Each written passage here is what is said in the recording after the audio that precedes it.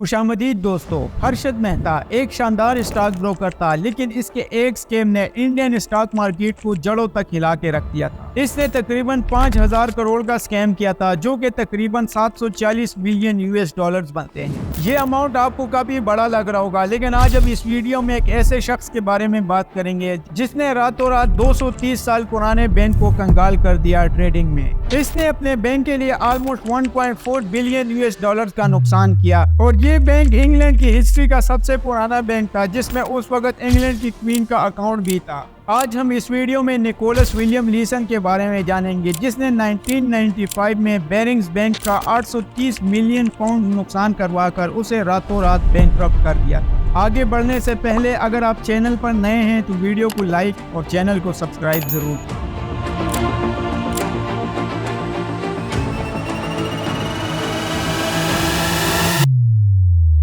निक Leeson की पैदाइश 25 फरवरी 1967 को इंग्लैंड के एक टाउन वेटफोर्ड में हुई। 1985 में पढ़ाई खत्म करने के बाद निक ने करीबी एक प्राइवेट बैंक में जॉब की। 2 साल तक इस बैंक में जॉब करने के बाद निक ने मॉर्गन स्टैनली बैंक को ज्वाइन किया। कुछ अरसा जेपी मॉर्गन के बैंक में काम करने के बाद निक ने बेरिंग्स बैंक को ज्वाइन किया, और यहाँ से हमारी असल कहानी की शुरुआत हुई। बेरिंग्स बैंक को ज्वाइन करने के कुछ अरसे बाद निक को एक स्पेशलिस्ट की टीम के साथ जकार्ता बेचा गया, क्योंकि वहां पर कुछ इश्यूज थे जिन्हें सॉल्व करना था। सितंबर 1991 को निक को वापस लंदन भेजा गया एक केस की इन्वेस्टिगेशन के लिए, जिसमें बेरिंग्स बैंक के एक एम्प्लॉय ने क्लाइंट का अकाउंट यूज करते हुए ट्रेडिंग की थी। इस वाक़े के बाद अप्रैल 1992 में बेरिंग्स बैंक ने सिमिक्स यानी सिंगापुर इंटरनेशनल मॉनेटरी एक्सचेंज की ट्रांजेक्शन की तकमील के लिए एक ऑफिस सिंगापुर में ओपन किया, और निक को एज ए जनरल मैनेजर वहां पर भेज दिया। सिंगापुर पहुंचने के बाद निक को एक छोटी सी टीम दी गई, जो वहां पर निक के साथ ट्रेडिंग फ्लोर संभालते थे। शुरुआती साल में इसने बेरिंग्स बैंक के लिए 10 मिलियन पाउंड का मुनाफा किया, जिस पर इसे 1,30,000 पाउंड का बोनस भी दिया गया। सब कुछ ठीक चल रहा था निक और बेरिंग्स बैंक दोनों के लिए, लेकिन इसी साल निक की टीम की एक लड़की ने कुछ शेयर्स खरीदने के बजाय इन्हें सेल कर दिए, जिससे इन्हें 20,000 पाउंड का नुकसान हुआ।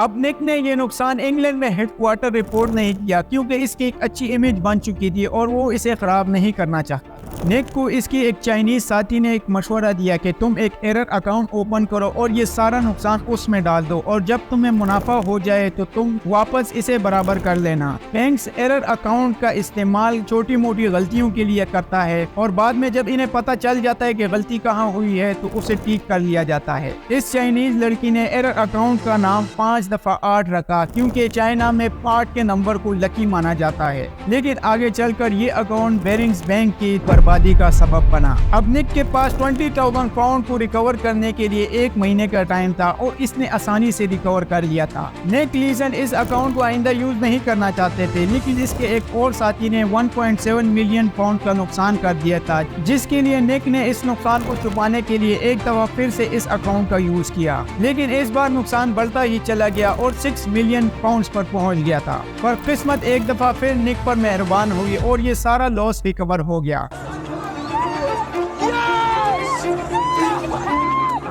1993 के एंड तक निक ने एक दफा फिर 23 मिलियन पाउंड्स का नुकसान कर दिया था। दरअसल निक की ये स्ट्रेटेजी थी कि जब भी उसे नुकसान होता तो वो अगला बेट डबल करके ट्रेड करता था। अगले 2 साल में नुकसान में और इजाफा हुआ, और 1995 तक ये नुकसान 200 मिलियन पाउंड्स तक पहुंच गया। पहले तो ये एक सादा नुकसान था, लेकिन अब ये एक स्कैम का रूप लेने लगा। लंदन में बेरिंग्स बैंक के लोग इससे खुश थे, क्योंकि ये एक फर्जी रिपोर्ट बनाकर बेचता था और उन्हें बताता था कि हमें फायदा ही फायदा हो रहा है, और नुकसान को छुपाने के लिए इस एरर अकाउंट का यूज करता था। अब जब नुकसान बहुत ज्यादा हो चुका था तो निक ने जापानी स्टॉक मार्केट में शॉर्ट स्ट्रेडल के जरिए एक बहुत बड़ी अमाउंट इन्वेस्ट की। जिनको शॉर्ट स्ट्रेडल के बारे में नहीं पता उन्हें मोटा मोटा समझा देता हूँ। स्टॉक मार्केट में शॉर्ट स्ट्रेडल का यूज तब किया जाता है जब मार्केट साइडवेज रहती है और शाम तक ना ही ज्यादा ऊपर और ना ही ज्यादा नीचे आने का इम्कान होता है। मिसाल के तौर पर अगर मार्केट इस वक्त 5,000 पॉइंट्स के आसपास है, यानी कभी 51 5300 और कभी 4900। तो ऐसे टाइम पर मुनाफा कमाने के लिए ट्रेडर्स शॉर्ट सैडल का यूज करते हैं। इसमें आपको अच्छा मुनाफा होता है लेकिन नुकसान की कोई लिमिट नहीं होती। निक ने जापानी स्टॉक मार्केट को एनालाइज किया तो उसे एहसास हुआ कि शायद कुछ दिनों तक जापानी स्टॉक मार्केट स्टेबल रहेगी, जिस पर इसने 16 जनवरी 1995 को जापानी स्टॉक मार्केट में एक बड़ी अमाउंट इन्वेस्ट की।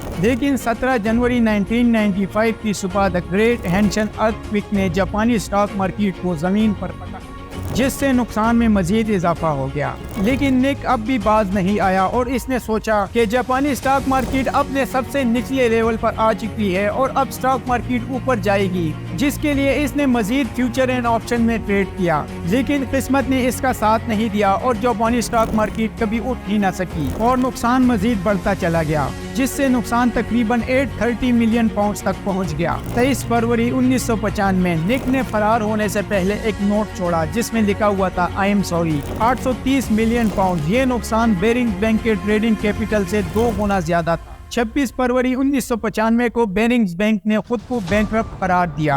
निक को 2 मार्च 1995 को फ्रैंकफर्ट जर्मनी से गिरफ्तार किया गया और इसे सिंगापुर अदालत में पेश किया गया, जहां पर इसे 6.5 ईयर की जेल हुई। लेकिन इसके अच्छे बिहेवियर की वजह से जुलाई 1999 को इसे रिहा कर दिया गया। इस कहानी का जिक्र निक लीसन ने अपने किताब में भी किया और इस पर एक मूवी भी बन चुकी है। इस वीडियो में अब तक के लिए इतना ही। अगर आप ऐसी मजीद वीडियोस देखना चाहते हैं तो चैनल को सब्सक्राइब करें। मिलते हैं नेक्स्ट वीडियो में किसी नए टॉपिक के साथ। खुदा हाफिज़।